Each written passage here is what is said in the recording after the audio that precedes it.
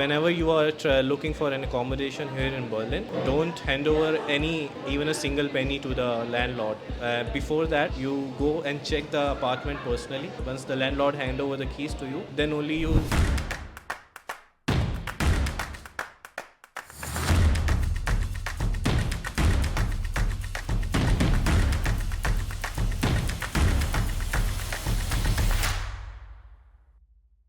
I want to talk about accommodation thoda. How does one find a good accommodation which is in budget and supports my pocket and able to live with a little bit of privacy if possible?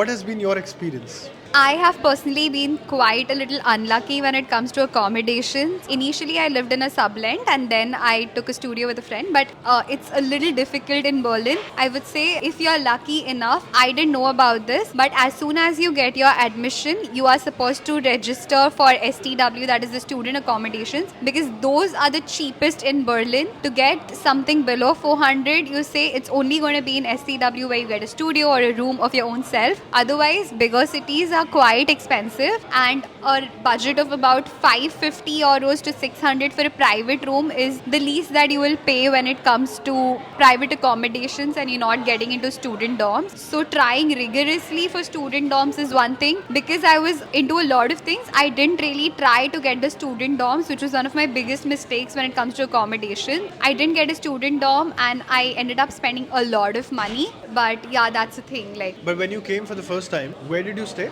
I lived in a sublet for about 3 months with a German lady. I had my own private room over there in her house, so there was privacy, as you said, but it wasn't the most safest or the most cheapest option available for a student. But how much were you paying, you said? 3? I was paying 510 euros for a private room. Wow. What about deposit? Did you pay any deposit? Yes, my deposit was 1,000 euros. Wow. And my Did rent you get was everything back or no? Yeah, I got You got it, everything right? back, but it was a hustle. So the lady who I was living with was herself a tenant of a German landlord, and the landlord owned the whole building, and he was sweet enough to me. So the lady wasn't giving me my deposit back, so I had to contact the landlord, and the landlord had to fight for me. So that was a good thing. I had a good German person's experience, but I got my whole 1,000 euros back. Right. That I was have the to thing. say, there are a lot of wrong people in this business now. Yeah. What was your experience like looking for accommodation here? Anything horrible happened to you personally?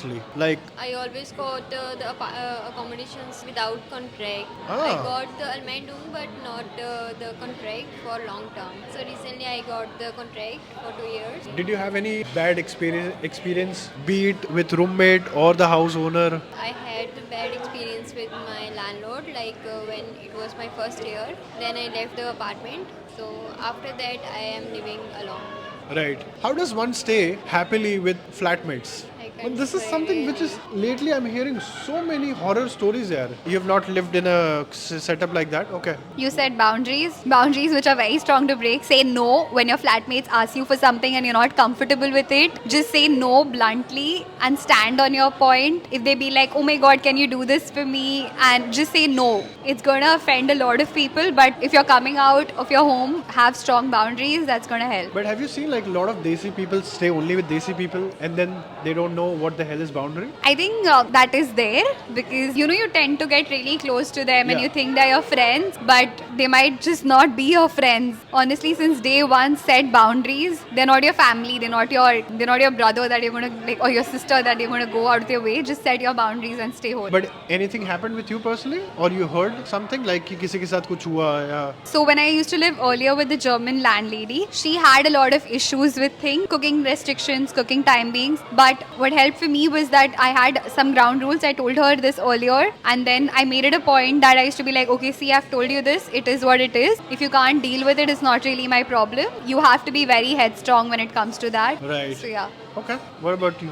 Any experience of living with people? I don't have any experience living with people here. You have From always lived alone? My first apartment was a studio apartment, which was a sublet. I luckily got it before my arrival in Germany, and I was fortunate enough for that. And I would say it's pretty hard to get an accommodation currently in Germany because just recently my sublet has been ended. But before that, in August, I was looking for the accommodation everywhere possible, be it like Berlinovo be like Berlinovo, STW, and the other websites like VG Gasu. There is another website which is Uni Places and Immobilien Scout. Everywhere I was looking, but I was just getting rejections. And I also remember a place I went to look for the apartment. I won't say the name of the agency, but they were trying to lend me a room without even a proper apartment viewing. And I was I got a bit skeptical before taking the keys and giving my deposit. I requested them to